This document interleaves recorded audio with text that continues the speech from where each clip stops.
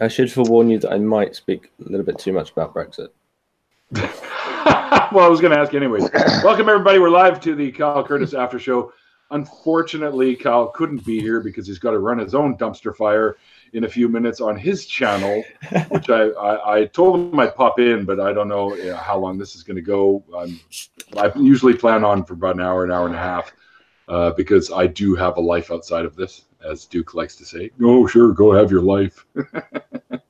And with me so far is Duke Bonanza, the one, the only, and Mr. David Worley, who hosts his own podcast, which I highly recommend you can do. If you want, you can check my interview with him, and I believe there's a link to his channel there. Because I never usually put links in these things, so you'll have to find the chat I had with him, and it'll have his link there. So, David, before we get going into other things, let's hear it, because I saw your tweet, I think, earlier, where you posted some stuff about Brexit. Yeah. So, what's been going on? Like, what do you think is happening? Yeah, I'm getting a word in early before everybody else turns up. It turns into an actual dumpster fire. So the update from the past week or so is that the Prime Minister and the government has lost control of Brexit. Uh-oh. Now, we thought they were out of control anyway, but that was a metaphor. Now it's a reality. They have ceded control, as per what's called the Letwin Amendment, to the MPs. So the MPs are now deciding the actual process over the next what was few days, and today there's been a huge development. So Theresa May's come forward and said she will not stand. Oh, sorry, she will not. She will stand down. Sorry, as Prime Minister before we go into the withdrawal agreement. So the plan was to leave on Friday, the 29th, whether we had a deal or not. And then after that, there's a process of doing trade deals and that sort of thing till 2020. And she said she's not going to be doing that. So it would have been the case that if her her deal was voted for, which it's been rejected twice, then she would be replaced as Prime Minister over the next few weeks. Who do you think still sort of the case? Well, I've heard a few little rumours here and there. Very unpopular people. Boris Johnson, Jeremy Hunt, who was the previous NHS secretary. Very unpopular man. And then people like Michael Gove, who are also particularly unpopular, particularly with teachers. So nobody's particularly popular. But the main development today was that as part of the shift in power to MPs, today we had the first stage in what's being called indicative votes. So what I've said, and I had Bad Tempered Badger on the podcast not too long ago, about some point last week. We both agreed that we should have started this process 2 years ago by saying, look, this is what we agree on: single market, customs union, blah, blah, blah, blah, blah. Let's see what we agree on and then go to the EU. But we've done this at the end. So today, there were votes, as you were saying, that I've just posted the results to. So there's things like having a referendum on whatever deal we actually have, whether we agree to staying in the customs union, whether we have try and go for Labour's option, which is a single market but have our own commons market thing, and everything's been rejected. Everything. And Wow. Pine Snake's in. I'm sure Pine Snake's going to correct me on a few things, but everything has been rejected. So now we have no idea what's going on. Can't agree on anything. Wow. Well, what do you think, Pine Snake, about the whole Brexit thing? It were a balls up from get-go.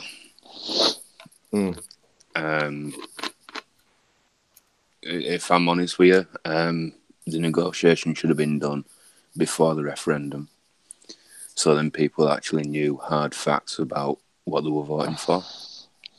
Fair enough.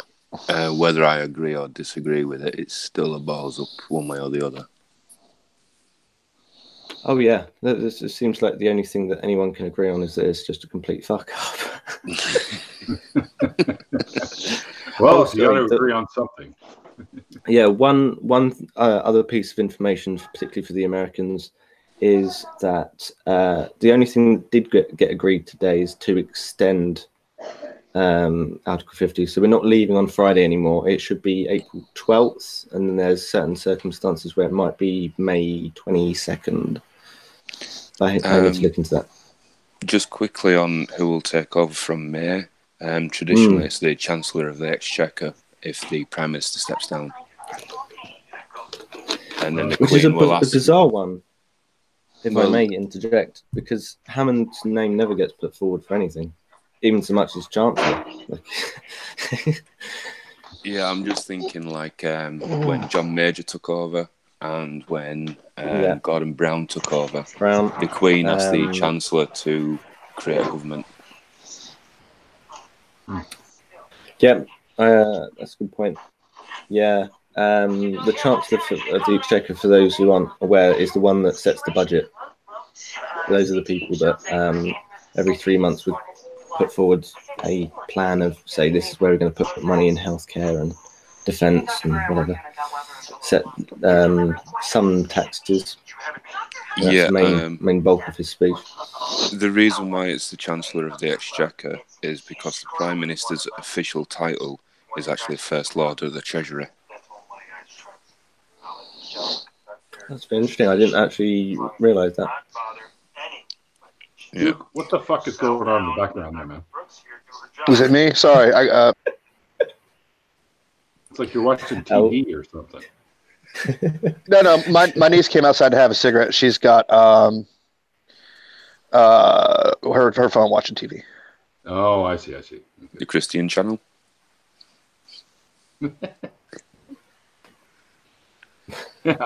He's muted himself now, so we don't have to listen to it. What do you make of it, Neil? Oh, sorry. No, carry on. What do I make of what the whole situation? You guys are like sitting there with your hands in the air going, what the fuck? Yeah, basically. Do you guys want to leave that? Or would you prefer to stay with it? Who wants to go first? For me, I don't care one way or the other. I'm just sick of hearing about it now. Yeah. I believe that the UK could stand on its own without the EU. There would be difficulties for the first 5 to 10 years, but we still have existing trade agreements in place, including with America and Canada and the rest of the Commonwealth. But then we've also got World Trade Organization agreements in place. Yeah, so you guys could probably be all right not being in there. But do you think it's more beneficial that you were actually in the union?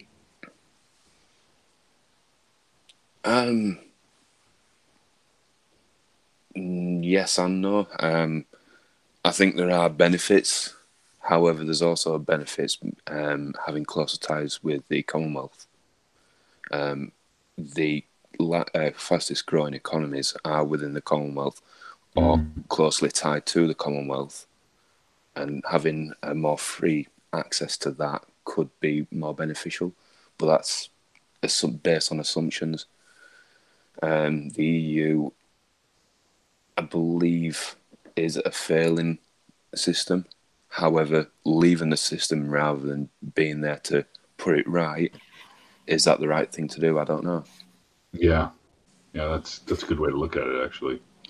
Yeah, it's the union's not doing so great. So I mean, don't get me wrong. Some nations are really flying. Germany is probably one of the strongest economies in the world, but then when you got another economy that's failing just as bad as Germany's doing well, I don't know. You mean like Greece was? Greece, yeah. Portugal, yeah. Ireland, Italy, Spain, France. Anywhere that should basically set up on tourism is basically failing. I wonder why that is. Like, do you think that this whole thing has something to do with that, or what? The rising cost of fuel, basically. Yeah. I mean, the fuel for planes costs an absolute fortune. You've got companies going bust yearly, and that's having a huge impact on tourism. The tourism industry in the UK is probably about 50-50 foreign to domestic, so it's able to keep itself sustainable. That's how is there a way to bring the costs down so that this kind of shit doesn't happen? Like, don't people see this is going on and want to know? Like, you guys literally pay in Canadian dollars, you guys would be paying like twice as much as we pay here in Canada for our fuel, and we pay enough that I'm paying $1.50 a liter right now or more. There is EU mandated taxes plus domestic taxes. Like, I think it was VAT was mandated that each country had to charge it by EU regulations. But then you've also got fuel duty on top of that to keep with the Kyoto Agreement on emissions. That's ridiculous. How many fucking taxes do they need to tack onto this thing? I don't know, but Canada had the right idea, 20 years ago, where everything was taxed to hell. It was like 50% tax or whatever it was to get the national debt under control. Mm-hmm. And then you've since been able to bring it down and only spend within your means. Yeah, that's true. In comparison to what we used to pay years ago when I was actually working in the industry, it's probably, for today's value of our money, it's probably at least 20% better than what we would have been paying in comparison for dollar value at the time, for sure. Yeah. But it's still stupidly expensive. Like, every time I go past a gas station, I see a gas, like, oh, look, it went from ridiculously overpriced to extremely ridiculously overpriced. You know, so it's, or vice versa, the other way around. If it drops a nickel, it's like, that's when I go fill up, because it ain't going to get any better. I don't know how it works in Canada, but here the state taxes on gases kill you, because it depends on what, like, when I was in North Carolina, they actually had to list how much of the gas price is state tax, and it could be anywhere from 36 to 70 cents depending on what time it is. And it's like, there's a part of me that thinks, this is a necessity. You know what I mean? It's a necessity for everybody. Even if you don't own a car, you're still using public transportation, or maybe you're using an Uber here and there. But anyway it goes, all of that affects everybody in a negative fashion. So I've always kind of felt like the taxes on gasoline should be curbed to be as reasonable as possible. The thing is, it goes even deeper than that. If you go to the shop to buy a loaf of bread, that loaf of bread's still been delivered on a truck, which has paid that tax, which then gets added on to each loaf of bread. Yeah. Oh, yeah. It always slides down the line. That stuff always travels down the line to the consumer.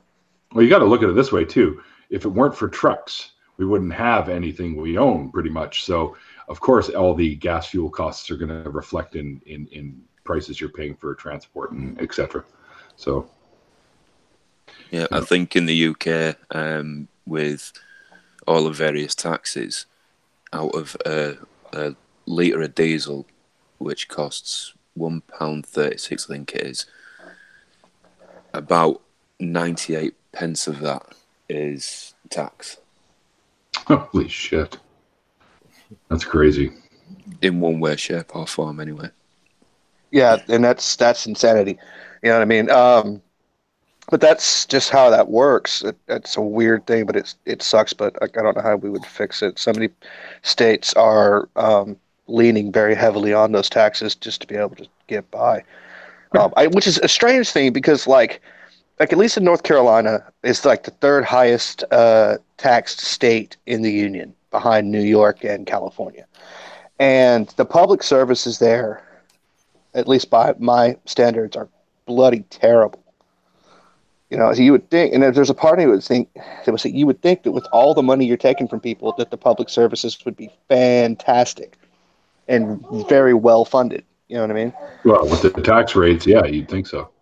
But it's not. It's strange. Like, it's way better in states that don't have as high of taxation. But like in North Carolina, like they charge you with, for instance, they'll charge you a tax to buy your car, and then you have to pay a tax yearly to own the car. So it's a disincentive to buy more expensive cars because then your taxes are going to be so much higher. And if you can't pay your taxes, they come and take your car. You know what I mean? And they do the same thing with your house, and then they have a sales tax and an income tax, and it's just like, holy crap, dude! Like, I should be able to go to the DMV and be out in 5 minutes. You know, I should be able to walk. Instead of like, well, you can here in Florida. When I went to the DMV to get my license changed over from North Carolina to Florida, I was there a total of 30 minutes. I gave the woman $35 and left. When we went to change our license over in North Carolina, we went to the DMV at 3 o'clock in the afternoon. It closed at 5. There was a person at the door that was like, we're not going to be able to see you today. Wow. And then like here and in like South Carolina, you go in there, they take your picture, they hand you your new fucking driver's license on the spot. In North Carolina, it's like, you'll get it in 14 days. Here's a piece of paper. So like it's like here, but ours is a little card with our pictures and shit, right? So right. But they give you the do it by post.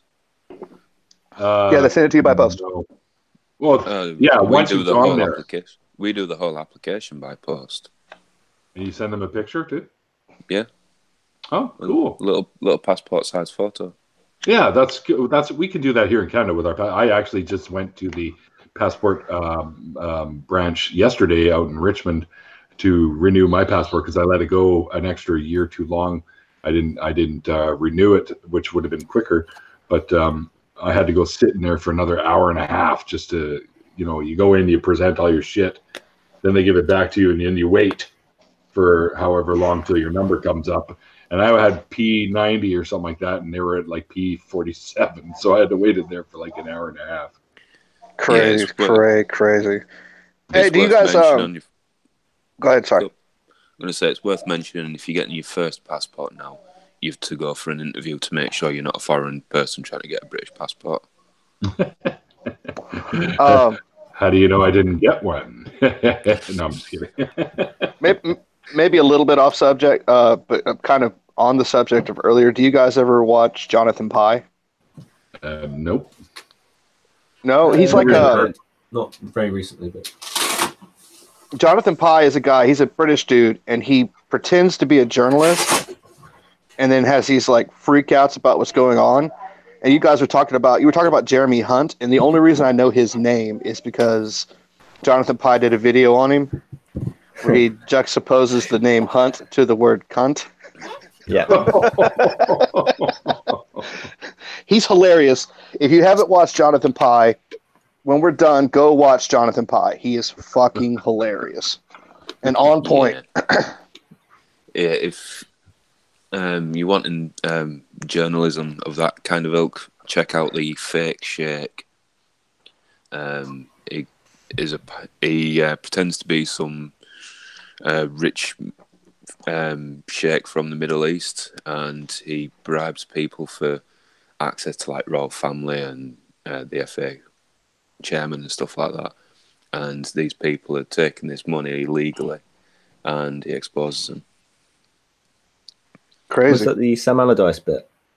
Yeah, there was Sam Allardyce. There was Fergie.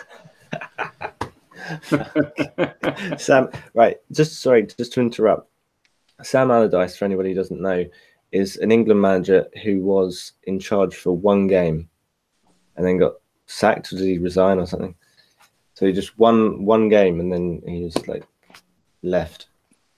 I put a link to Jonathan Pye's channel in the side chat.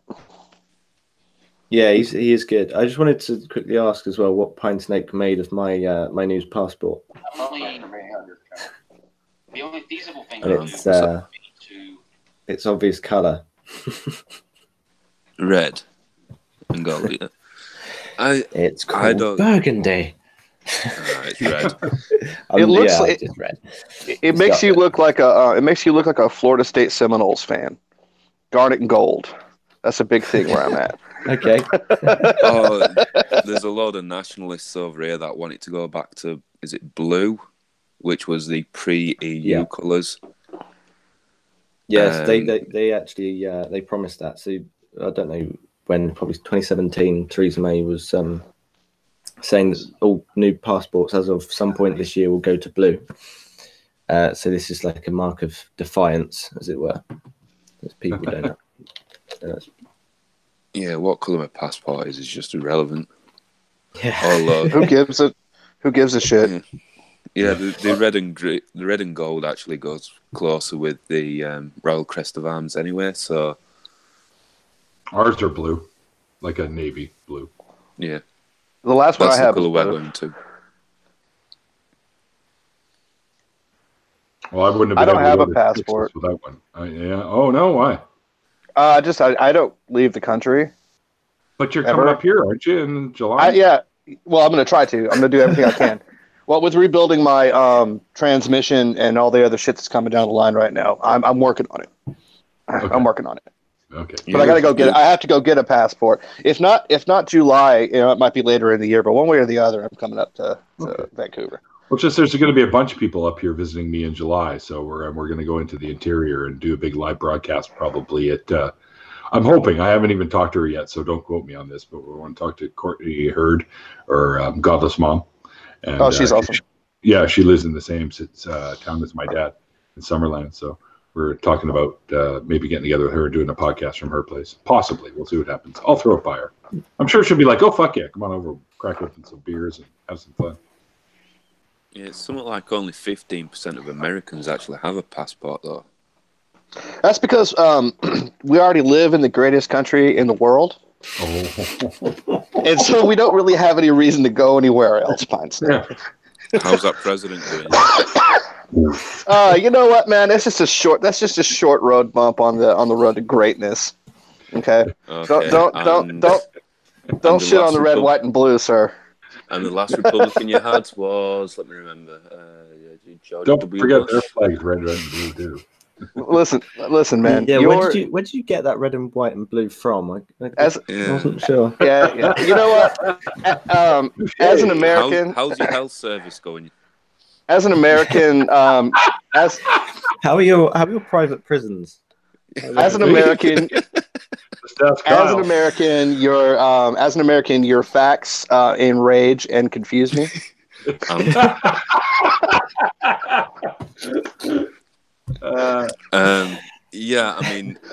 The UK's got one issue. It's a big issue, but America's got at least three big issues that have been discussed today already. Dude, America comes in number 3 as the best, in the top 3 countries in North America every year. Okay. Well, in the top one, 3 of the top 3 countries in North America being murdered. I'm murdering. I know. I'm murdering a Judah Friedlander joke. That's a Judah Friedlander joke he does.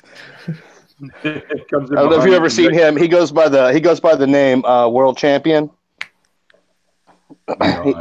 He's hilarious. He's hilarious. Judah Friedlander is really fucking funny. But that's one of his jokes. He says, dude, America comes in number 3 in the top 3 countries in North America every year. Get the fuck out of here.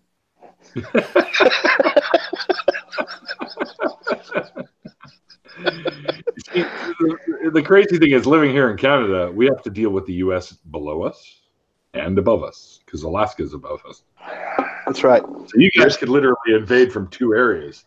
Dude, you guys are the cream in our Oreo. That's right.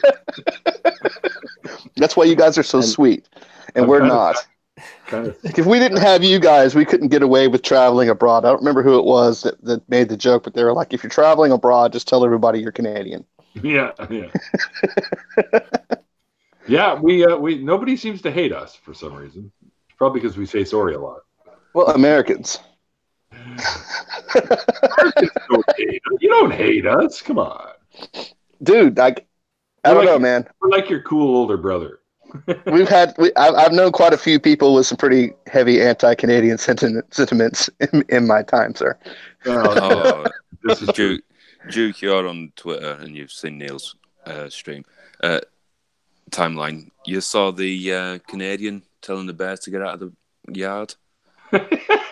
Oh, is that the one where she's eating the boat? Is that the one where she's tearing the boat up? No? No, just saying, go on, shoo bears, go. And bears look at him and just turn around and go. Yep. You have to go. Please go, because I got to go to work. That's it. Bears are like, oh, yeah, okay, no problem. They turn around, they walk away. There's a mom and her two cubs, right? So, yeah. The video I was thinking of, there's like a lady, and this black bear is out there just tearing her kayak to pieces. Oh. And she's going, "Bear, stop! Why are you doing this?" It's hilarious. Like, it's so funny. Answer. Oh, it was in my way. You just got to do the South Park thing. It was coming right at me. I don't know if you guys saw that episode with the hunting, where he's just like, "Well, we're not allowed to hunt anymore, but you just got to scream. It's coming right at me." Oh, Ian, I know what you just posted in the chat. That's a clip from that movie, right? Yeah. Yeah. Is it the newsroom or something? Yeah, that's right. It's newsroom. Yeah, it's a good clip too. It really is, and it's actually quite scary. Oh, yeah. Facts and figures on the richest country in the world is fucking up in so many different ways. That's the one with what's his name? The guy from Dumb and Dumber, right? Yes. Yeah. Jeff. Bridges. No, Bridges. Not Bridges. Jeff Bridges. Yeah, no. Sorry. Sometimes I say things before I think. The guy from Tron? Are you sure? No. Yeah. The Big Lebowski? Yeah. Holy shit. Not the dude, man. It's Jeff. No. Something. I can't remember. This is what happens when Jeff you Daniels. get old. That's it. I didn't Google it, honest. No. Google's your friend. It's okay. That's what I keep telling Christians. So, I just said that, and now my Google voice thing popped up and said, "How can I help?" And now it said, "Got it." Okay. No. No, I said it's okay, and it went, "Got it," and it stopped. That's hilarious. AI, man. That's crazy shit. We need more AI because there's not enough. We need artificial intelligence because there's not enough actual intelligence. Speak for yourself. Speak for your own country. Yeah.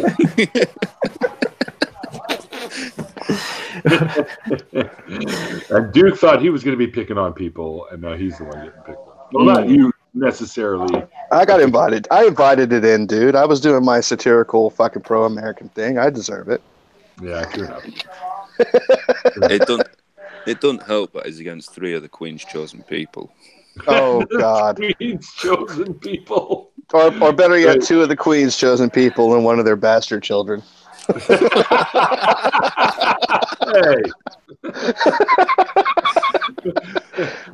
The reality of that statement just sunk in. I'm the bastard. Yeah, you get sent to the black wall, dude. That's right. You become a member of the Night's Watch, even though you've got more honor than all of them. Yeah, we're technically Canada's not really the bastard child. That's Australia. Oh, okay. That's where I'll tell Nacha. Tell Nacha you said that, but I think he's actually from New Zealand. Well, there's actually something worse than being a deported convict. It's being the descendant of a rejected religious nutter. Yeah, I would agree. Definitely. Oh, Doorknob Head, you're a little bit on the late side. But you should jump in. You've never jumped in. Hey, Red. Red. Why the fuck why is Red here?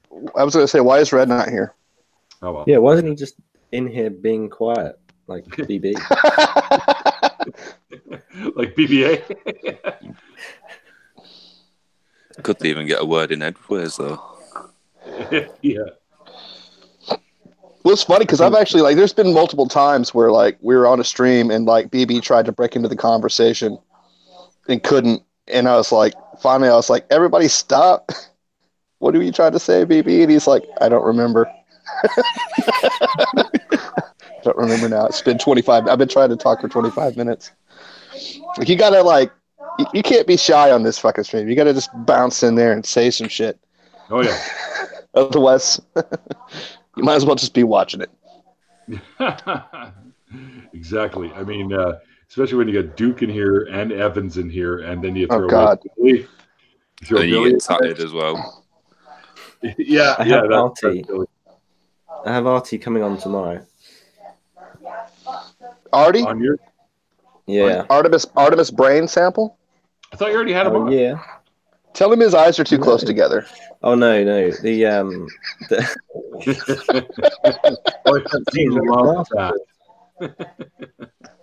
No, I've been giving him shit ever since he said I look like Yakov Smirnoff. And it's like, all right, dude, it's on now.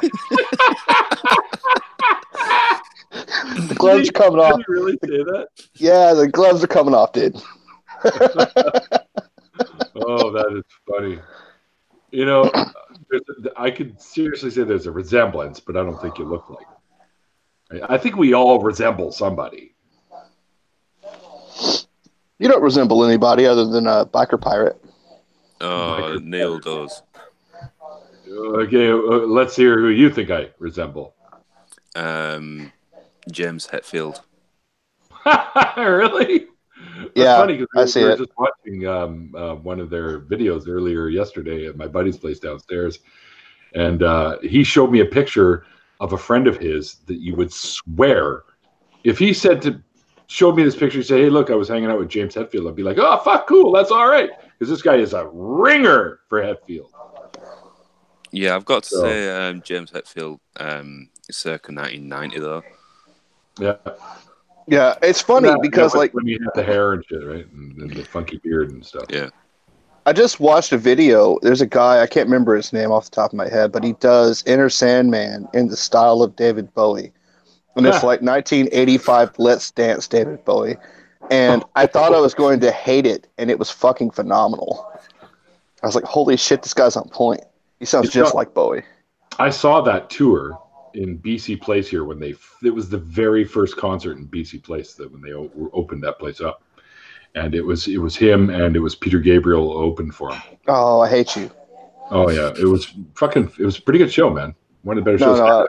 The guy I was with fell asleep during it, and I would not let him live that down for years. We can't be friends anymore. You got to see Peter Gabriel open up for David Bowie? Oh my fucking God. Yeah. Jerk face. How dare you? How dare you be so fucking lucky in your life? Okay, dick nozzle. I didn't even know you then. Right, so I wasn't even alive then, Neil, let's be fair. I'm just kidding. I was alive. I was just a kid. Yeah. Neil looks like the Lavender Lady. Thanks. Oh, shit. Oh, yeah. good. I mean, if Diana had facial hair, then maybe. Yeah. But, oh, man. See Beat Crusaders cover of One. That's what Red's saying to you, Duke. Oh, what was it? Check out Beat Crusaders cover of One. I will. While you're at it, I'll check that out.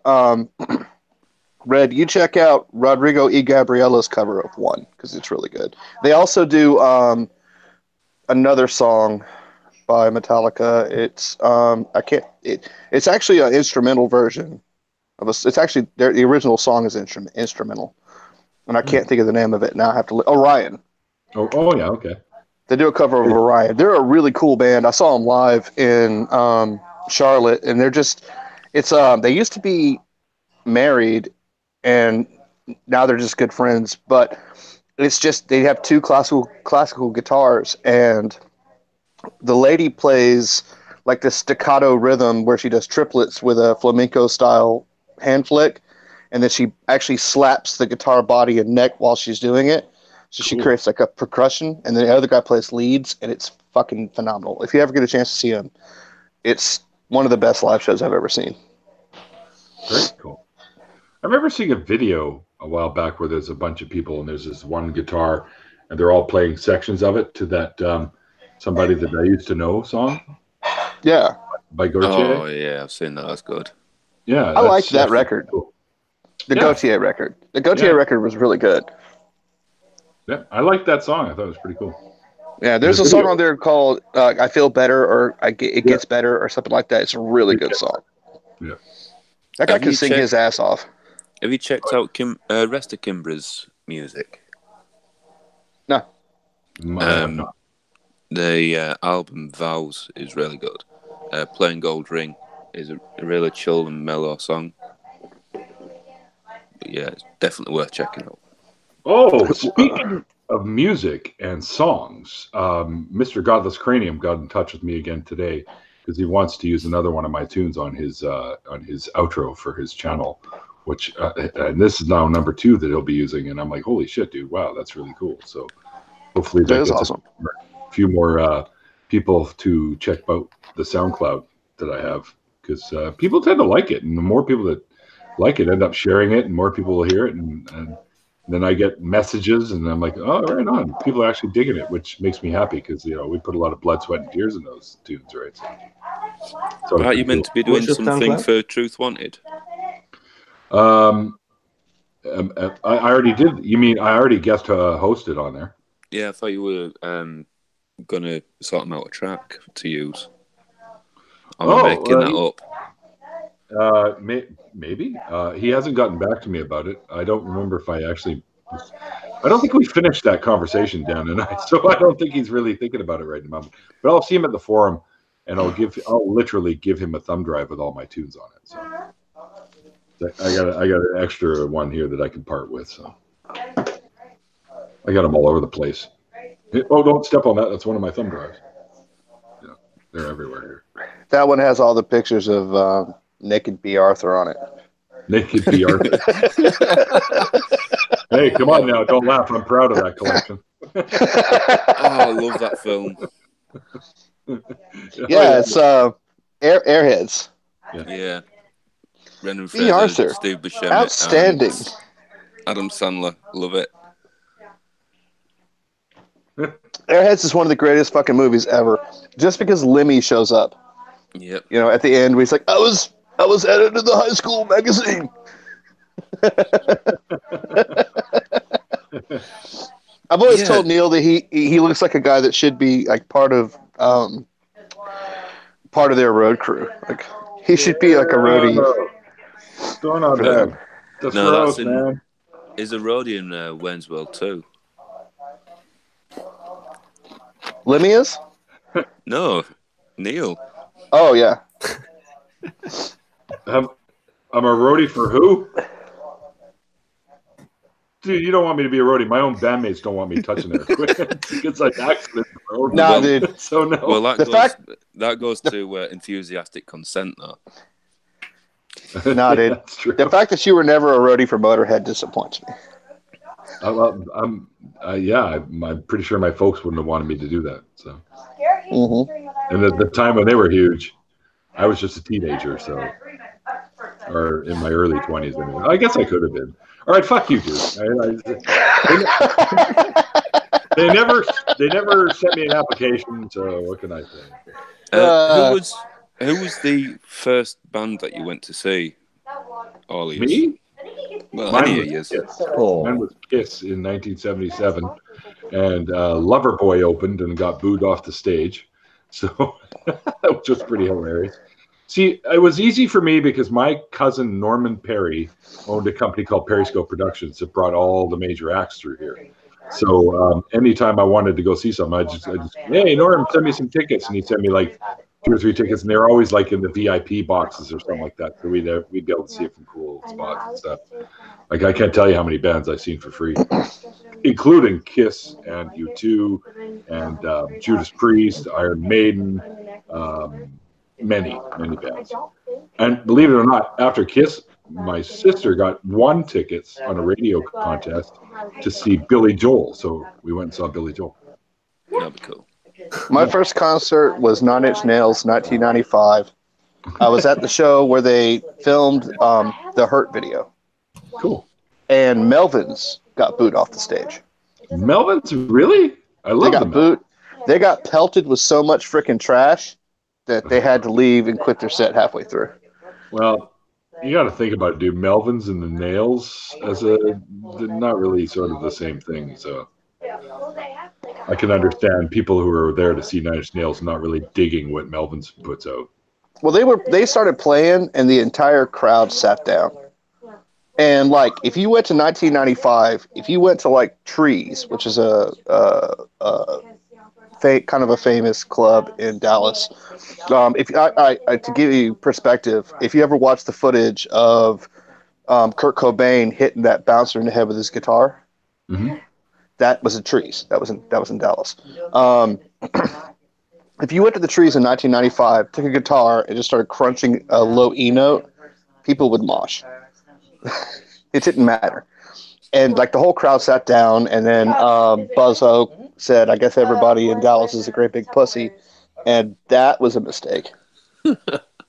Like, words not to say in Texas. So like they actually tore pieces of, because like Fair Park Coliseum, where I was seeing the show, is also a skating rink. And they put like special planks down over the ice when the show's playing. And people were actually tearing up the floor and throwing it at the band. It was brutal. Like Buzzo put his guitar down and went and hid behind his stack. The only person with any balls was the bass player, who just played and kept saying, "Throw it at me, bitches. I don't fucking care." Yeah. But eventually they left, and like the band that came on afterwards, well, if you call it a band, was the Jim Rose Circus, the freak show. Oh, so yeah, they were pretty big on those tours back in those days. Yeah, and so like after the Melvins walked off stage and they cleared their equipment, Trent walked down on stage in like a leather jacket, black leather hot pants, fishnets, and all the works, Mm-hmm. He got on the mic and said, the next band that comes on, they're doing dangerous stuff. If I see one piece of trash come on this stage, I leave. Period. Oh, I bet they behaved. Yeah, they did. Everybody calmed down. But the Jim Rose Circus was so freaking awesome. Yeah. I watched a dude put his entire body through a tennis racket head first. Yep. I've never seen anything like that in my life. I was like 15 years old. I was like, I didn't know that was a possibility. At that time, did they still have that guy they called the Tube, where he poured all that shit and then pumped it into his stomach? No. That guy wasn't there. Okay. That guy didn't show up.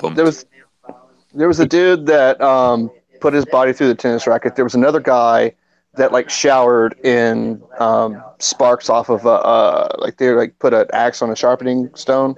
Oh yeah. And he like showered in the sparks. They threw darts into Jim Rose's back. Yeah. Another guy laid on nails and they broke cinder blocks on his stomach. It was cool.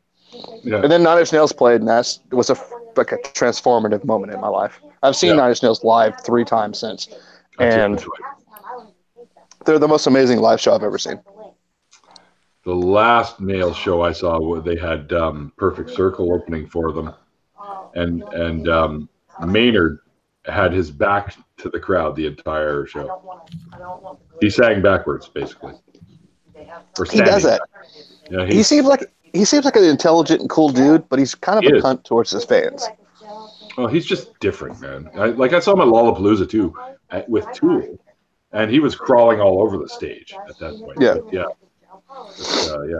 It's pretty cool. Well, Red finally made it in here.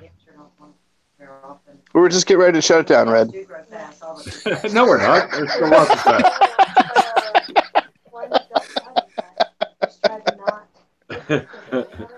I only say that when Nacha jumps in.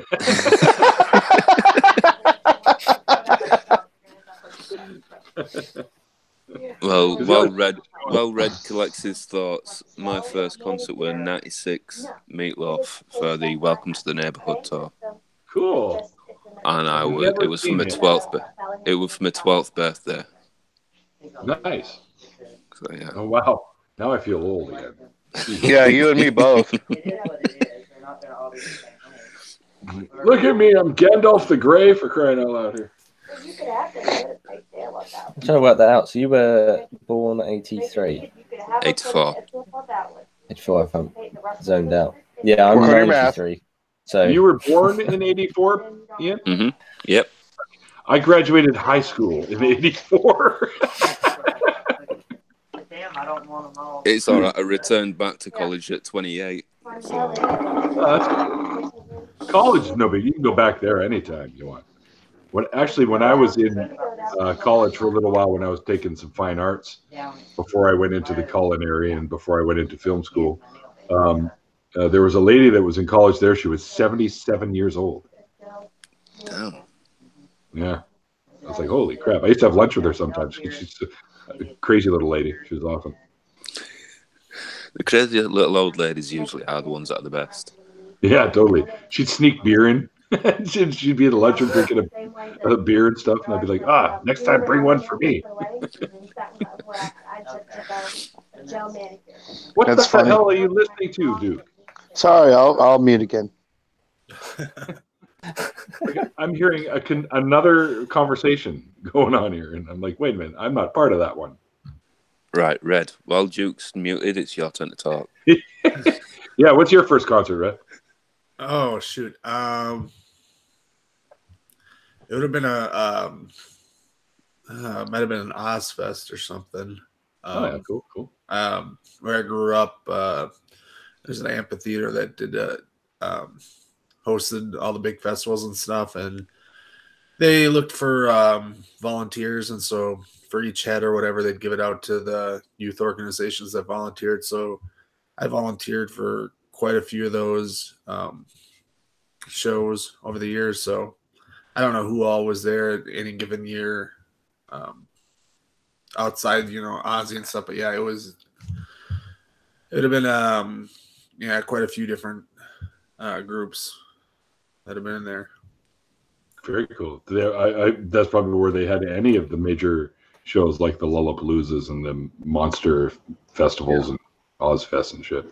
Yeah, we didn't have quite that. We had Ozfest, and then we had the local radios, local rock radios festival. Oh, cool. We have something like that here in Vancouver that my band actually entered into. This is going back a ways, probably 2007 or 8 we entered as the band I'm in right now, but different members. And we made the top 50, but then they have to bring it down to I think there's 4 bands that end up being that end up winning to win a spot to play as an opening gig for a major act. And we didn't quite make it. We didn't make it to that cut, but making the top 50 out of 700. I think my friend Todd told me there's 700 and something entries, and to make the top 50, I think that says something. I think that's to be considered at least is pretty cool. That's actually awesome. Yeah. So that wasn't too bad. I like the song. I like the song that you do.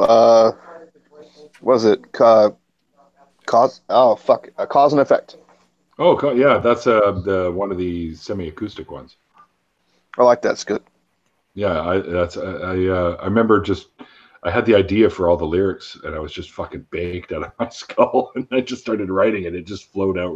One of the easier songs to write, I think, that one and another one that was also acoustic. Dollhouse was another one that was pretty easy to write. It because I was enraged by an article I read in Maclean's magazine about these young Asian girls and boys that were brought over here with the promise of being set up, and then they could have their families come over.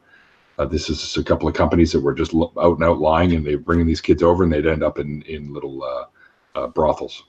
It's like child slavery, sex slaves, pretty much. So I wrote a song based on that. I literally was getting really, really fucking mad while I was sitting on the shitter reading this story. So I had to do something. Wow. Yeah, it's pretty scary. Yeah. A lot of the shit I write comes when I'm really pissed off too. So I get it. Yeah. Well, different emotions inspire different lyrics for me. So I'm still working on that. Something that I want to use, but I can't fucking just wrap my head around the concept that I want to go with yet. So you're gonna have to be patient with me, Duke. I want this to be good. Oh, the thing I sent you? Yeah. So, David, what about you? What's your first concert? Or have you ever been to a concert? It was ABBA. No, ABBA. yeah, He Michael was Bolton. the dancing queen. Michael bear in mind, Bolton. this is just going to be a test of how old you are. This is, I can't quite remember a specific like first gig because it probably wasn't like as significant to me as your first gigs. But I remember going to Guildfest and seeing quite a few different ones. So I remember and Reading Fest as well, and then individual gigs, Prodigy, Chemical Brothers, Muse. Cool. I think there's some that you might. I hope I can remember the name of it. Maybe Pine Snake could help me out. It's the Skindred. Skindred. Okay. Someone I saw. They were definitely the highlight of Reading 2016, and that's when Chili's played. Like, Chili I mean, they were obviously great, but it was like they were just like a surprise. I think this one might resonate with you, but when I was 17, went to Ibiza and saw Faithless and Fatboy Slim. Nice. On decks. So that was... Fatboy Slim's doing quite well at the minute, I believe. The minute. That's funny. Fatboy Slim's been doing well since like the late 80s. Wow. Yeah. You could have expected him to have dropped out of popularity, is what I meant to say. Yeah. Let's take it a different direction. What band would you like to see that you can't see? Pendulum. Straight away. Buddy Holly. Like that one. Yeah.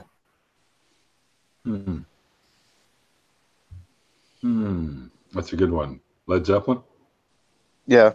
Nice. Early Zeppelin, though, right? Early Zeppelin. Back before they got so drunk they couldn't perform anymore. Yeah. So mid-70s. Yeah. Red? Say that again? What was the question? What band would you like to see that you can't see? It's going to be a quiz later, Red. Pay attention. Oh. Well, what I'd like to see is the Mooney Suzuki. I saw them once before they broke up, but it was at a show that there was probably 30 people in the bar watching them. I'd like to been in one of the. I'd like to see them when they were touring with the Hives back in 2002. Would have been nice to see them play with. Who was it? The Mooney Suzuki. Oh yeah, okay. Yeah. Oh yeah. And Pie Snake? Well, my first instinct is say Buddy Holly, but I'm also thinking Phil Lynott. Oh yes, Thin Lizzy. Thin Lizzy is a good fucking choice. Yeah. Fucking hell. I never did see them either, and that's another one I definitely would put on top of my list. Then again, I never got to see Lemmy either. For me, it would be Alice in Chains in Seattle. I saw them here in Vancouver.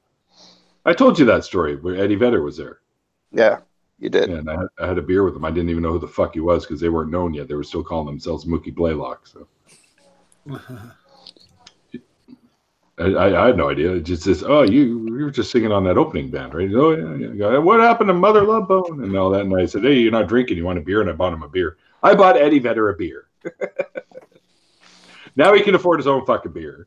So next time I bump into him and say, "You owe me a fucking beer." The last person I saw over in Ireland last year, and I went into a bar after this thing that we went for, and there was just this guy strumming away on the guitar in corner. Didn't pay no attention to him. A couple of beers later, I realised he's wearing this leather top hat. It was Saul Hudson, or AKA Slash. Yeah. Just happily strumming away in corner, him and a couple of other people. Once you figured it out, did you go over and say hello, or?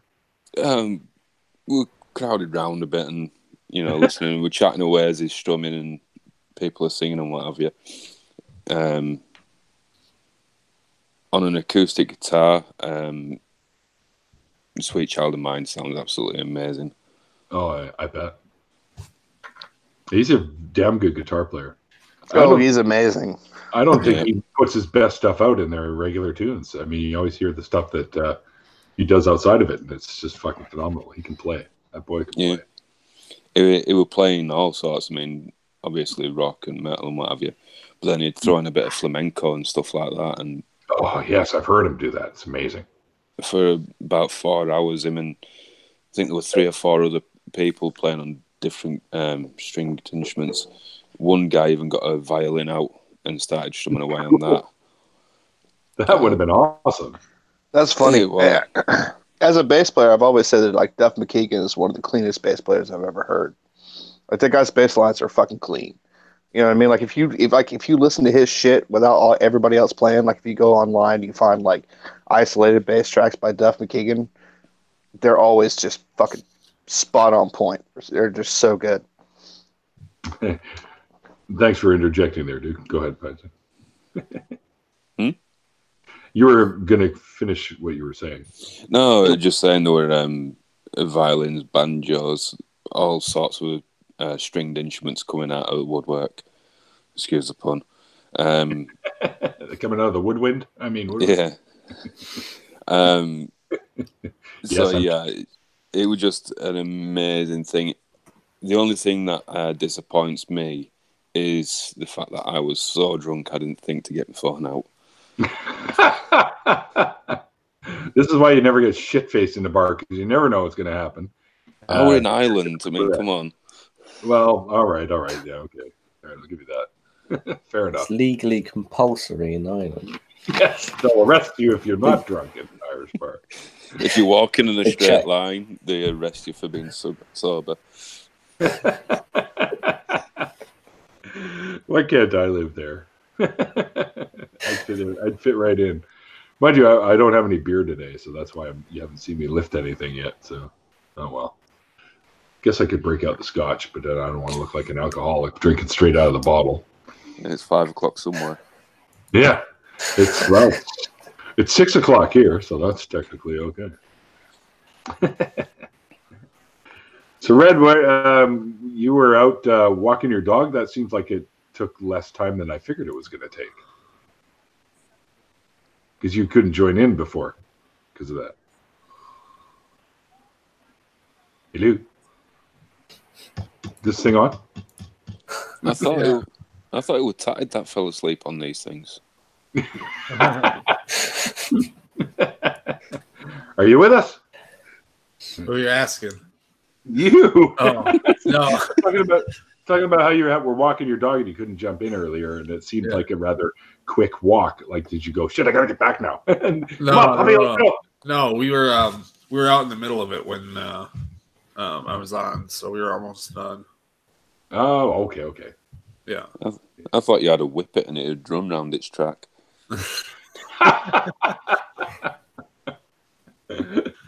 Dragging you. Well, what starts that? No, that's a Great Dane. Yeah, that's what I was gonna say. That are fucking. What are those Burmese mountain dogs? Those things are fucking enormous. Yeah, like you could ride that shit into war, into battle. I want one. Neil, what? I'm sorry. I was going to ask. What was the name of your band? The name of my band? Yeah. AC/DC. No, I'm kidding. AC Metallica. I hear they have a few openings. They do actually. I was gonna apply. Yeah. But I'm too old. They'll be like, no, we want somebody younger. Why? You guys are about to croak. What are you talking about? Yeah. It's Liminus. Liminnis. People always ask, what the fuck is that? So I usually tell them Canada. Liminus. No, you don't have to put Canada. There's only one Liminus. There's another on SoundCloud, someone calling themselves Vox Liminus, but other than that, we're the only ones there. Yeah, so Tangled Dollhouse, is that right? No. Yeah. Yeah. Well, some of them are actually done quite well. Well, all of the stuff that we've got recorded, we did professionally. The new stuff that we're doing now, we got about 9 more. We're going to be recording 9 or 10 more. We'll be recording over the next little while. We've already done some of the tracks, but Colin, my drummer, is like, let's redo it. I'm not happy with it. Oh, okay. So we got to find another warehouse, big open warehouse to do his drum recordings in, because that's how he likes to do them, because he loves the echo in the warehouses for that kind of thing. Luckily, we know a guy, and he'll let us use it again. But yeah, sweet. It's yeah, we got a bunch more. You need to go onto Apple Music. You're not on there. No, yeah, maybe if we become a little bit more popular, I might go over there. But right now, they want money from me if I put my tunes on there. Everything I've got it on so far is free. So, I mean, I could pay for SoundCloud Pro or whatever, but fuck it, people can. I always put links so people can. Is any of the stuff on YouTube? Sorry, I might have just found a video of what looks like you with black beard and same bandana. That's fantastic. Sorry for interrupting. Really, really old, and every recording we ever did of our live shows that we did recording that ended up on YouTube was from the shows where I was sick with the flu. So I sound like utter shit on most of them. And they're not the best recordings, but because, I mean, how good of a recording can you get from a piece of shit fucking videotape that does, like, was it Super 8 videotape, I think was one of them. And the other one was like just shitty phone cams and stuff like that. But some of them, there's one where I think we did a place called the Roundhouse that wasn't too bad. But my voice has improved so far and above those old shows now. Actually sound like a singer, which is good, I suppose. Look at David's laughing at me. I know it. Just look at the expression on his face. This is David checking out my videos on YouTube. That's awesome. Look at how shitty and cheesy back then we were. Oh man. I kind of sad because my original guitar player Will, who was pretty gifted guitar player, passed away last year, a little over a year ago. So yeah, it's been tough, but Chris has filled in as a guitar player, but he doesn't have quite the skill that Will had as a lead guitar player. But Chris was playing bass in our band beforehand, before Ross retired, which was Will's brother. You know, we had the whole family connection. And here's the funny thing. Ross was our bass player, and he played bass like slung left, like because he was a lefty, and his last name is McCartney. So go figure that one out. It's almost as if you're a bass player and your last name is McCartney. You have to play it left. You can't play it the other way. Yeah.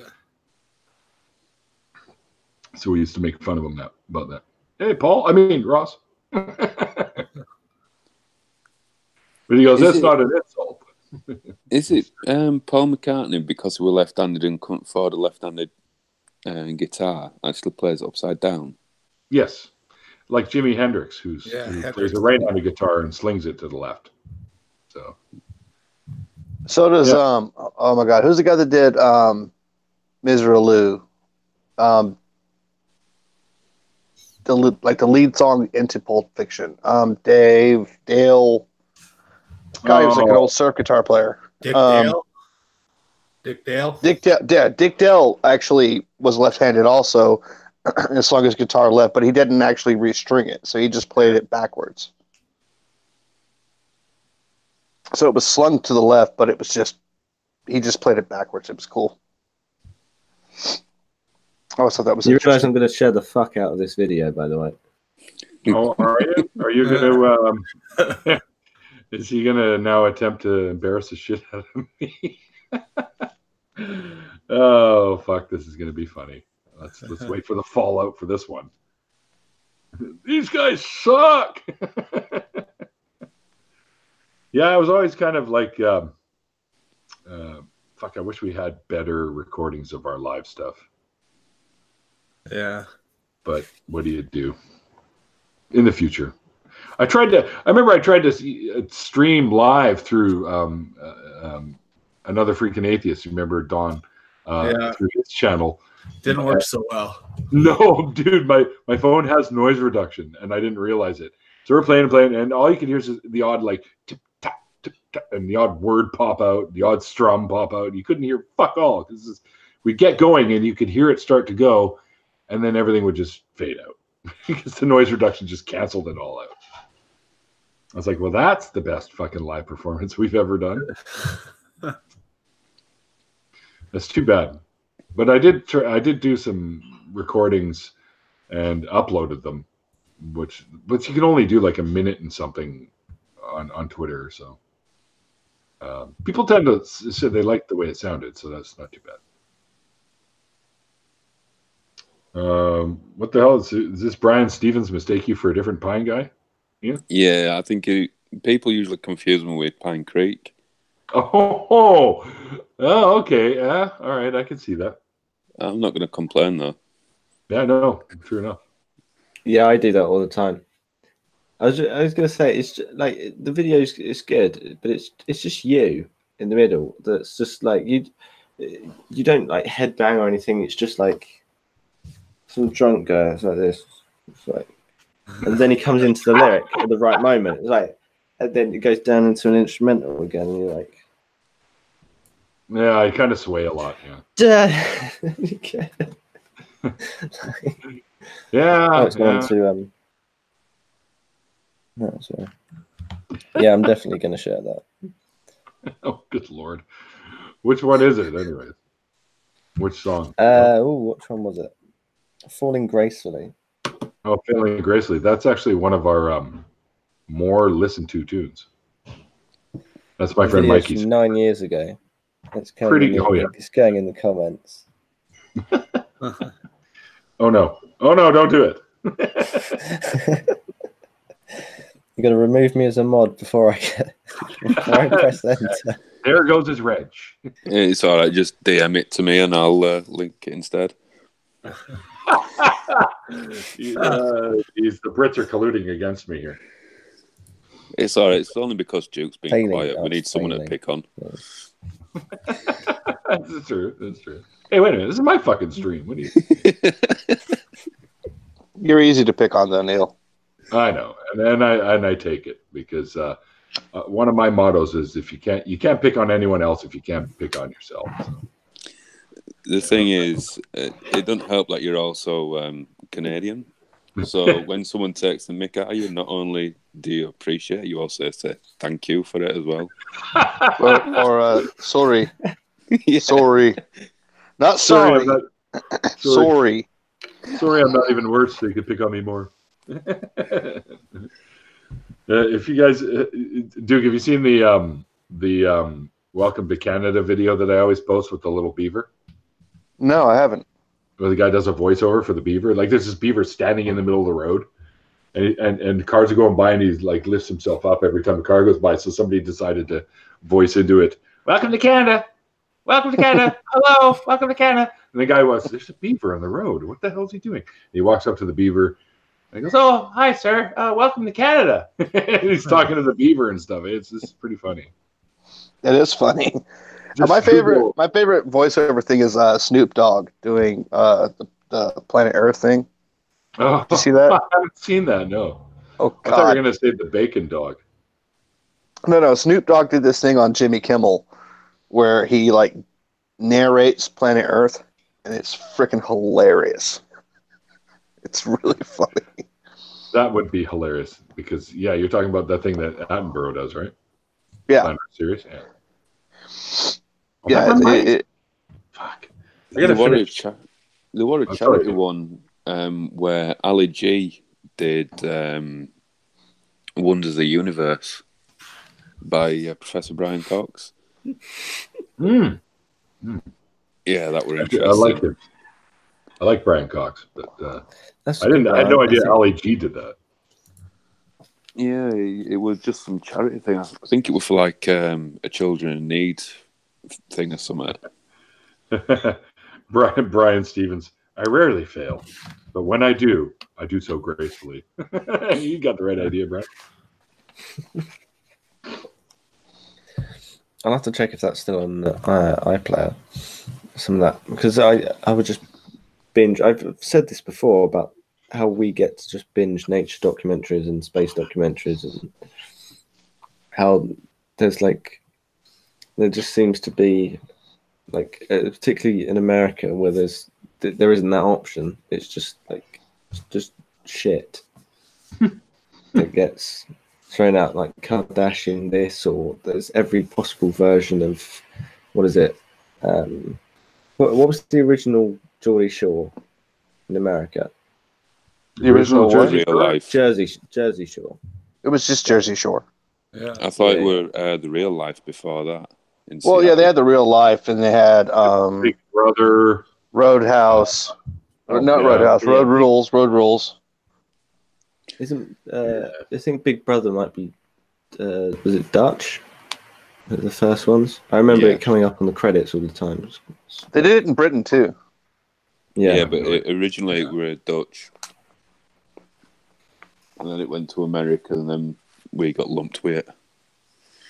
Big Brother could have been so good, like as a concept. If it wasn't so sensationalist, it could have been like just this genuine, like psychological, like program, social experiment. Yeah. Problem I have Then with it these just is it would be different if it was like a candid type of situation where you're actually seeing how these people behave. But because these guys know they're on camera, they're hamming it up. You know they are. They're acting, right? So it's not reality TV. I actually liked Penn Jillette's take on that, where he was pointing out, like if you read the Thinking Fast and Slow by Daniel Kahneman, like you have like a threshold for how much you can behave if you're on camera. So if you're on camera 18 hours a day, it wears that down, it wears it out. You know what I mean? So eventually you just see people, like the way he put it, you see people like Arsenio Hall, who's just a sweetheart, losing his shit because he's just been on camera for 18 hours a day for 6 weeks. You know? I can't remember exactly how he put it. Your ego has a threshold. Your ego itself is like a muscle, and it gets worn out, it wears out, and eventually it breaks down. So when you have people on camera all the time, eventually they just will break down and lose their shit. And that's what happens on reality TV. So it's not a good reflection of like who these people are. You're not seeing them at their best. You're seeing them at their absolute worst. Okay. In a lot of cases. Okay, I'll have to find the video where he talks about that, because he was on Celebrity Apprentice twice. Yeah. And he had one of the funniest things where he said a lot of times when they were filming and there was some crazy bad shit going on, he would just start singing "Hey Jude" in the background. And the producers came and they were like, "Can you ask him to stop doing that? We can't afford to pay the royalties on Hey Jude. Like, does he not know?" And they were like, "He knows." That's why he's doing it. It was an interesting thing. It's on one of his either pinpoint or pin says thing that he used to do. But it's a funny just conundrum. Like if you put cameras on people for a little while, they're on their best behavior. But if you put something on somebody so they're forcing themselves to be on their best behavior all the time, they get tired, and eventually they'll break and snap. And you'll see people that would normally never behave in a certain way behave horribly just because they're just tired and they're fucking over it, you know? Oh, fuck, I know. I mean, I've been on camera with you guys now for just over an hour, and I already want to punch you. Don't pretend you've known us all for longer than that. True enough.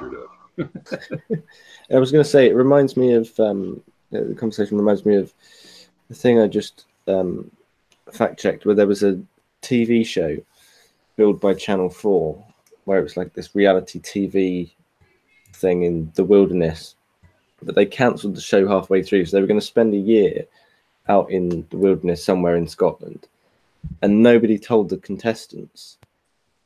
And they like emerged thinking that they've been on the TV, and like nobody's been watching them. Like there was it was like cancelled months ago. I remember that. Wow. And it was around the time, because when they emerged, and they've been like out of like popular circles, as it were, for a whole year. They emerged. Brexit had happened. Trump was president. You know, like all these different things had happened. It's like, what the fuck's going on? Yeah, that would be confusing as fuck to me. That's for sure. I'm sorry, who's fucking president in the U.S.? It's at that point you say.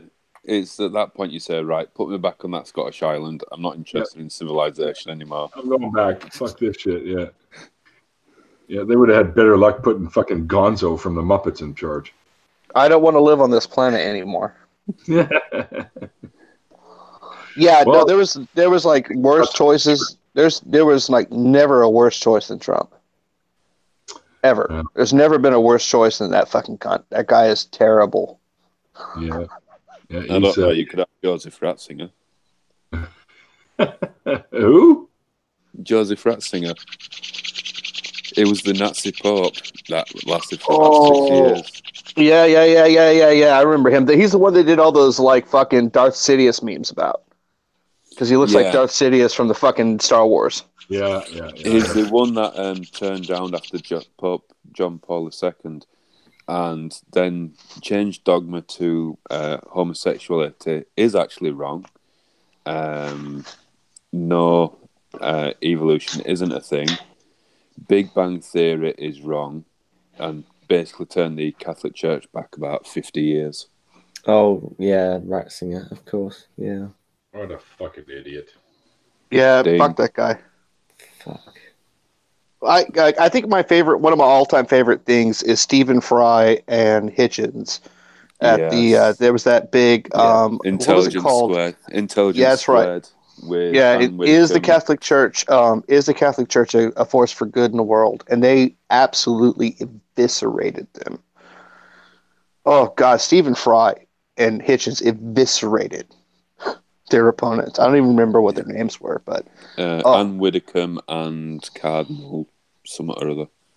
Yeah, somebody from Nigeria or something, I think. It was beautiful.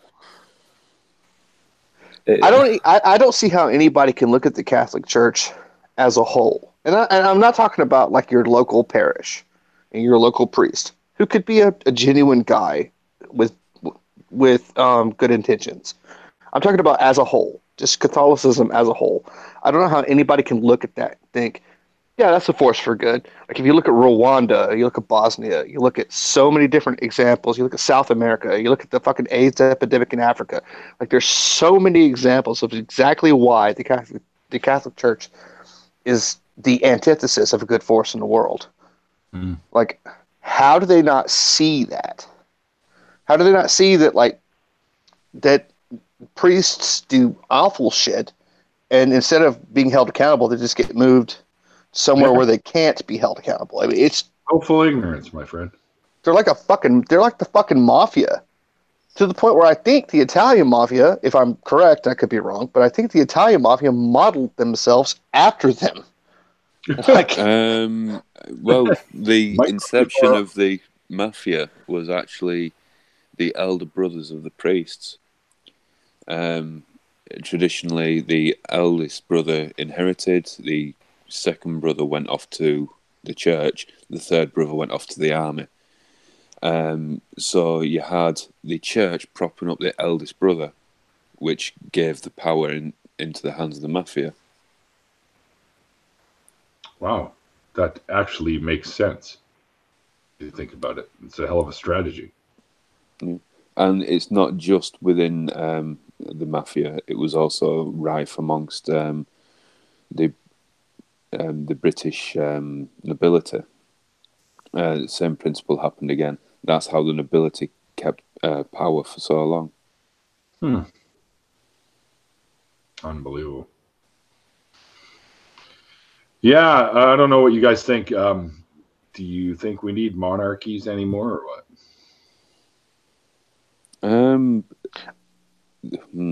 It's interesting because the monarchy that we have doesn't really do anything other than be on diplomatic service. That's all they do. Yeah, they're pretty much for show and tell nowadays. Yeah, they're bringing the money really, but they are trained from basically birth to be diplomats. Yeah, makes sense. They also hold a lot of respect, especially in countries like America, which don't do monarchies. They're generally respected more than just a normal diplomat. Yeah, for sure. My grandmother got to meet Queen Elizabeth when she came out here to visit Vancouver, and she shook her hand. The first one? No, the second. Did she meet kind old King George? I guess I should have specified. Anyway, no, she met Queen Victoria, for fuck's sakes. Yeah, of course. Because she came out here to do some ceremony at the University of British Columbia, and my grandmother was working there at the time, and she had a little picture pose with her and signing a book or something, and yeah, I wasn't around for that, but I mean, I was alive, but I wasn't there. But yeah, it was pretty neat. Got to see the pictures and a little bit of video footage that one of her friends took on a Betamax camera. That's how long ago it was. Back before VHS won the war. Do you know why VHS tapes ended up winning the war? Pornography. Exactly. That's a fact. Mm-hmm.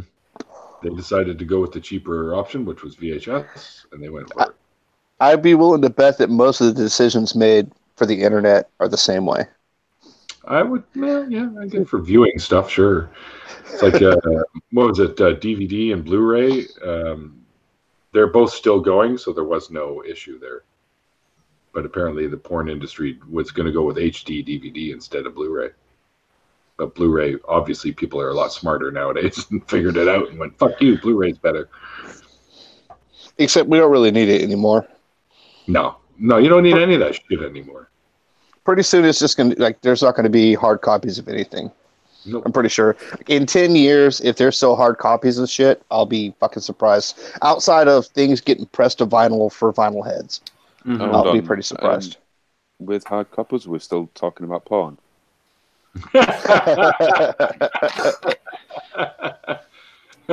Copies, not cockies. Oh, okay. Hard cockies. No. Well, that's what I call mine, anyways. But anyways, I would have thought it would have been mini. Oh, got him. Oh, got him. Are we talking about mini discs now? No. I was literally talking about Minnie Mouse, but okay. Or are we on about 3.5-inch floppies?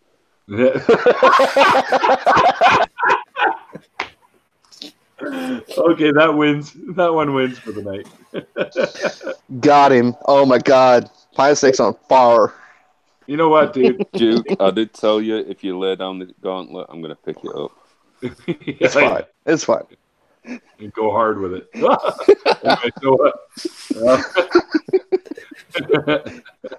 Boy, did this take a turn. It always does. You know what though, Duke? I mean, if they point at you and laugh and go, "Who are you going to please with that?" You just go, so, exactly. Right? Exactly.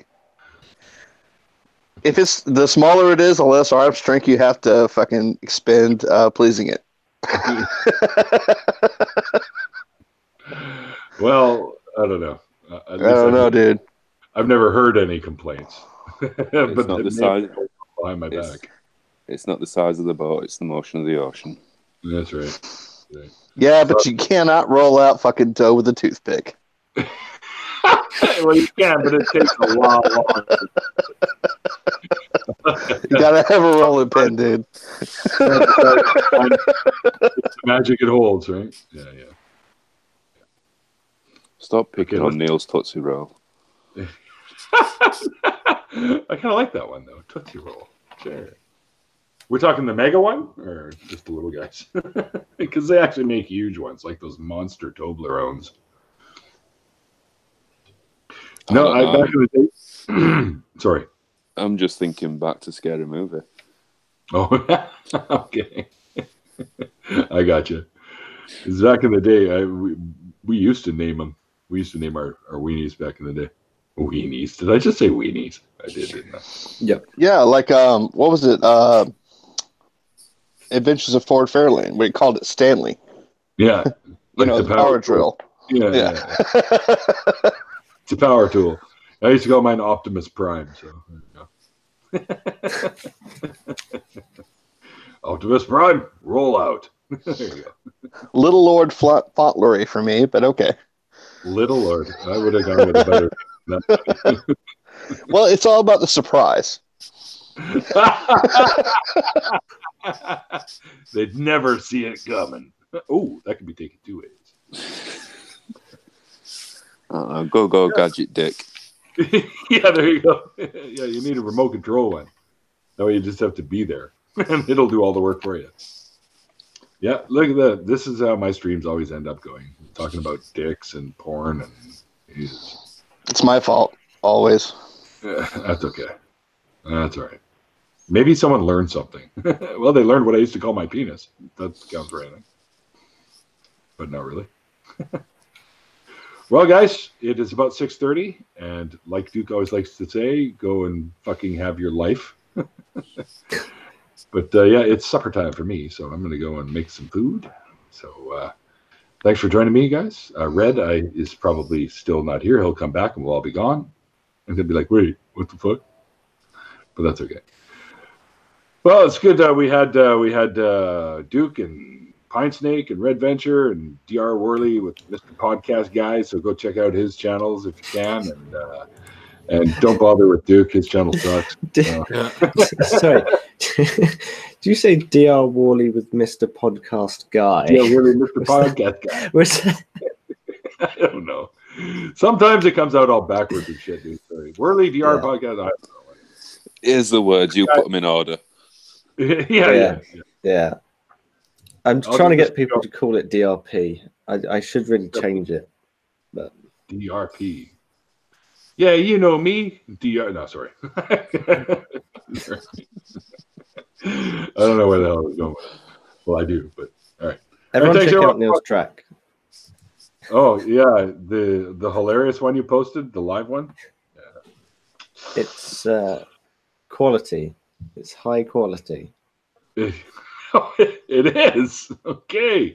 He's lying to you people. Don't believe him. All right, guys. Thanks for watching. We'll see you guys next time. And like I always say, they call it faith because it's not knowledge. Thanks for hanging out with us.